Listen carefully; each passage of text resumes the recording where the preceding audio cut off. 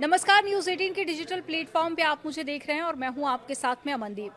नवंबर से नया महीना शुरू होने वाला है और साथ ही आम जनता की जिंदगी पर असर डालने वाले कई बड़े बदलाव लागू होने जा रहे हैं। ये बदलाव Aadhaar card, banking pension, LPG cylinder, credit card, GST और सरकारी कर्मचारियों की पेंशन स्कीम से जुड़े हुए हैं। इनमें से कुछ फैसले आपके खर्चों को थोड़ा बढ़ा सकते हैं तो कुछ आपको राहत भी देंगे। तो आइए जानते हैं वो कौन से बड़े बदलाव हैं जो 1 नवंबर से लागू होंगे और आपकी जेब पर सीधा असर डालेंगे। सबसे पहला बदलाव है आधार अपडेट की फीस। आपको बता दें कि यूआईडीएआई ने बच्चों के आधार कार्ड के बायोमेट्रिक अपडेट पर लगने वाली 125 रुपए की फीस माफ कर दी है। यानी कि अब 1 साल तक बच्चों का आधार अपडेट बिल्कुल मुफ्त में कराया जा सकेगा।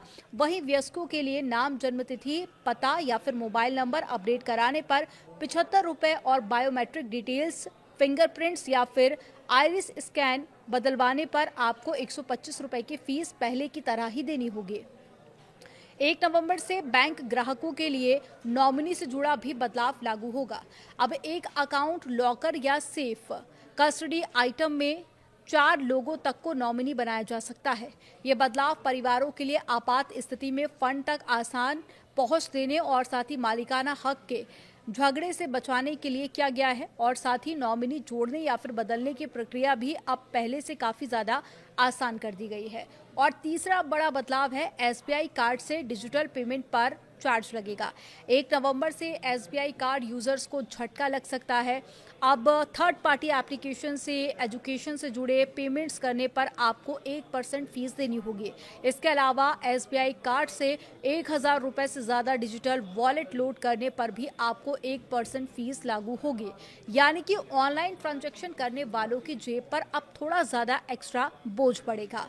और जो चौथा बदलाव है वो है पेंशनर्स के लिए जरूरी अलर्ट। सभी रिटायर्ड केंद्रीय और राज्य सरकार के कर्मचारियों को 30 नवंबर तक अपना वार्षिक लाइफ सर्टिफिकेट जमा करना अनिवार्य है।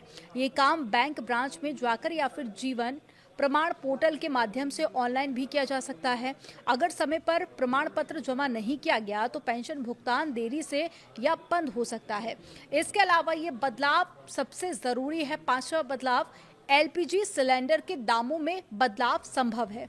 हर महीने की पहली तारीख को तेल कंपनियां एलपीजी सिलेंडर की नई कीमतें जारी करती हैं।